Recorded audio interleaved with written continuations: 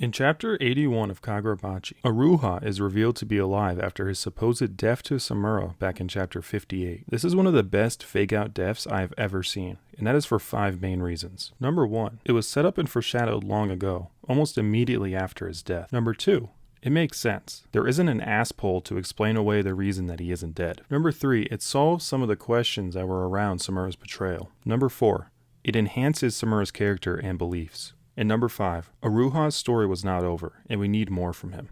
After Samura's betrayal, both Chihiro and Uruha were officially declared dead. But at the end of that chapter, we see Chihiro wake up from his hospital bed. Shiba explains that he actually did die, but a few minutes later, his wounds miraculously healed. We now know that it was most likely Samura's Tobimune power, Suzaku, which is a healing technique. Because Chihiro actually died, his contract with N10 was broken. Based on all this, there is no reason to assume that the same thing didn't happen to Uruha.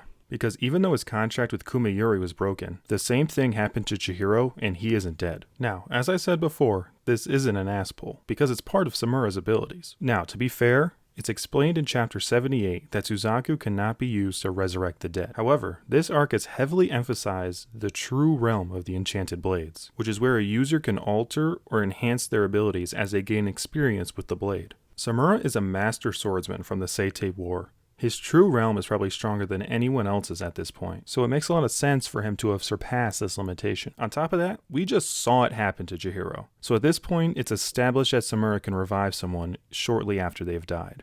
And it would be weird if Samura only revived Chihiro, because while Samura does have a connection to Chihiro, Uruha was his actual apprentice, who he spent years training and fighting with. We learned some key pieces of information during Samura's flashback that made his killing of Uruha make a lot less sense. The first thing was that Uruha didn't do anything wrong. It was the Sword Saint who committed the atrocities. And second was by killing the Sword Saint, all the other contracted sword bearers would also die, because all the eternal contracts were based on his. So it doesn't make sense for Samura to kill Uruha with his own hands. Number 1, because he didn't do anything wrong, and number 2, because he would die anyways if he were to kill the Sword Saint, which appears to be his main goal. But this does make sense if he isn't actually killing Uruha, instead having him die for a short time so he can break the contract with Kumayuri, therefore not being at risk when Samura kills the Sword Saint. By doing this, he actually saves Uruha from death, the way you would expect a master would for their apprentice. This reveal greatly enhances Samura's character. He isn't killing the sword bearers, he's saving them. I expect that he plans to do the same thing for the other 2 sword bearers as well, leaving just him and the Sword Saint. One of his most memorable lines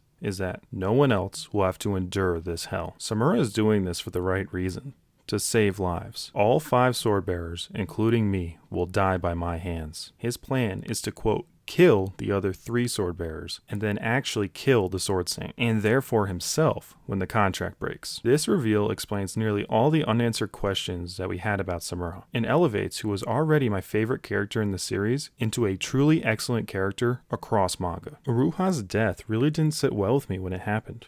It felt like a waste. Uruha is a sword bearer, should be top 5 in the series, but he was in the series for like 10 chapters, fought some fodder, and then lost to the strongest. It wasn't a conclusion to his arc. He didn't make some great sacrifice, it was a senseless death, which had its impact at the time, but for a series that has such an emphasis on his character, it seemed out of place. Now he gets a chance to make his mark on the story. I can't wait to see how he interacts with Samura again, and I'm also excited to see his team up with Akuri. There is so much potential now with his character. I love this development in the story. Not only does it bring back a really cool and well-liked character in a believable way, but it also enhances Samura and resolves unanswered questions about his character. Kagurabachi is peak.